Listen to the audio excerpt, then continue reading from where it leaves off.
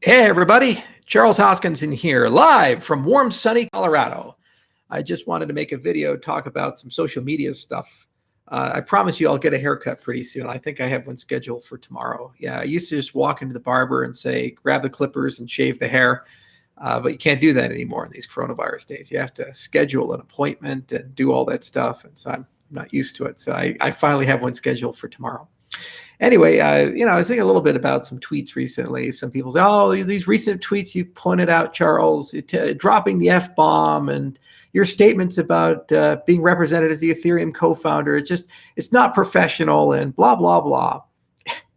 you know, a long time ago, I had to make a decision when I became a CEO. What type of CEO do I want to be? Do I want to be like these Fortune 500 guys who are super polished? Every single thing that they say is carefully scripted. It goes through a committee and they say, who's going to be offended? How do we polish this? What word resonates better with people? And every single output is so sanitized, it's vacuous of meeting passion or reality. And you never know who that person is. Or am I just going to be myself or something in between? And I made a decision just to be real with everybody. And you get the real Charles. And sometimes you like me, sometimes you hate me. But at the end of the day, I'm a real person. Okay, so what you see is what you get. I show you my farm life. You get to see how we do hay bales. I show you my animals. I take pictures of the food I eat, places I go, interesting people I meet. You get to put yourself in my shoes and live my life from time to time, because it's fun to share these things. That's the point of these tools, is to show you how it works behind the curtain. And we laugh a little bit, we suffer a little bit, and sometimes I do things that annoy you, sometimes I say things that annoy you. But at least you know where I stand and who I am as a person.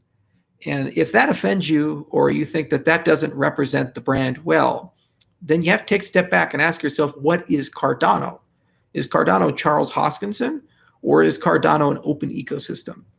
Our protocol is defined as much by you as it is me.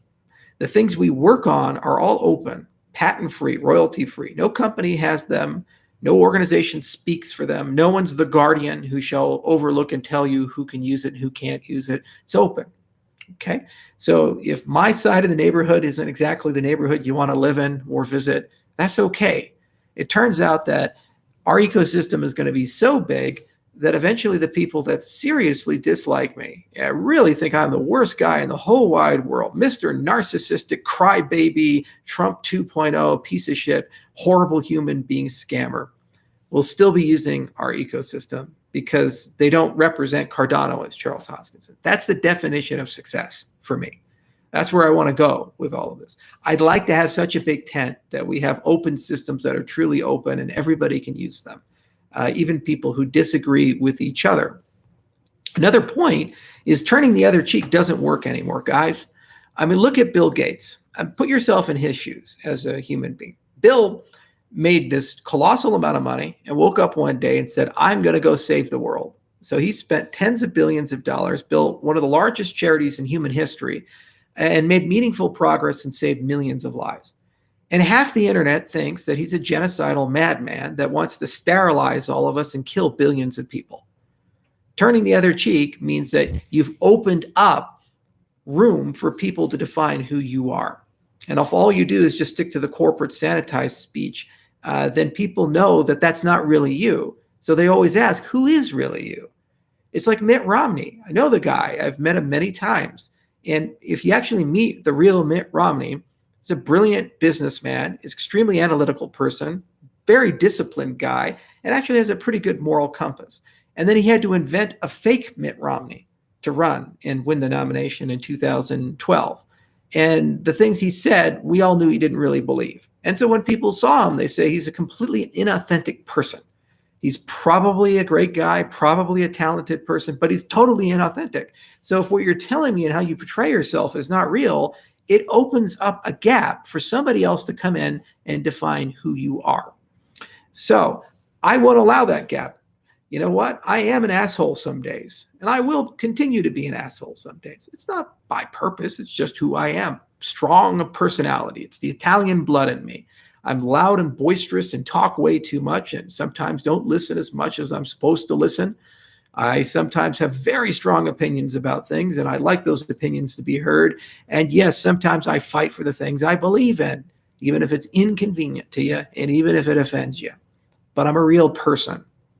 And I'd like, for once, for people to start being real people, especially in an age of social media and Instagram models and Facebook and all these other things.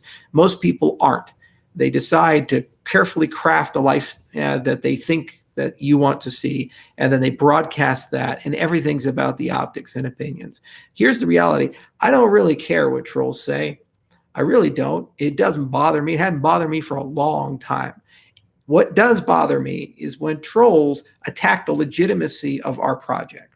When trolls lie and they say things that hurt our project and they convince other people that that's the case, that we've achieved nothing, we've built nothing, we're just a wallet, we're squandering ICO funds, et cetera, or they just straight up make things up, completely made up, fabricated, and they know it's a lie.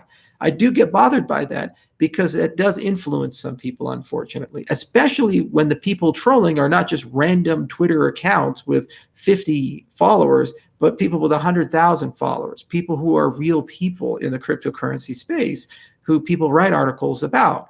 And unfortunately, those people are feedstock for quotes in the crypto media, which has not really been fair to us. And they're feedstock for a lot of thought leadership and opinion. So whenever I see that, you're damn right. I'm going to kick them in the teeth.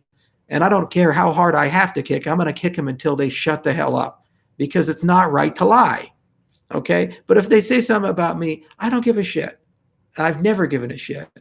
The last few years, it's been very liberating to just let it all go. It doesn't really bother me, you know. And every now and then I'll tweet something out like, "Hey, I'm sharing my life at the farm with you guys," and what's the first thing I get on that? Half the tweets: you've squandered the money, you're a scam, you're robbing grandma, things like that.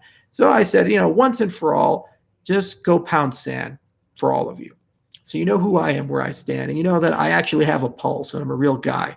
Okay. So that's where this is all at. I figured I'd make a video once and for all about this, just to let you know where I am at. Yes, you're going to hear things that offend you. Yes, you're going to hear things that piss you off. Yes, you're going to see me do things from time to time that are not professional. And that's okay, because you do things that aren't professional. We all do, all being a human being. And it's better to be real, and it's better to be an actual human being and let people know where you stand and who you are, and get a relationship with the real you, than be a fake person, because then other people can define that fake person. And then you're in this constant war of maintaining an image, a constant war of maintaining a brand. And it never works in the long term. And eventually you lose and you end up like Bill Gates, where no matter what you accomplish, what you do, a meaningful percentage of the world will believe you're a genocidal monster, even though you're not, but they'll just believe it, and to the point where they go to the Italian Congress and actually say it in their parliament. Okay. So just, that's where I'm at. And again, it's a big ecosystem. The point of Cardano is that reasonable people can disagree and everybody can use it. You don't have to like me. You don't have to like IO Global. The technology stands for itself. You can use it any way you want, and you can do whatever you want with it. And as we open up, the governance opens up, we'll get a lot of diversity. And of course, you will find lots of beautifully polished people that wear beautiful suits and tell you pretty little lies. And you say, wow, look at them. Look how amazing they are. And if you want to go down that road, that's fine. If you'd like to keep it real and go down my road, that's fine too, or something else. It's your decision. Free country, free society, free product. That's how it works. Anyway, thank you all for listening. I do appreciate it. Still going to tweet pictures of the farm. You should see the last one I just tweeted about the dog on the horse. That's a pretty good one.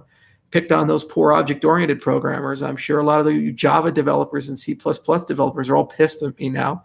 And I'll every now and then keep putting my foot in my mouth. And that's okay, because we're human. Cheers.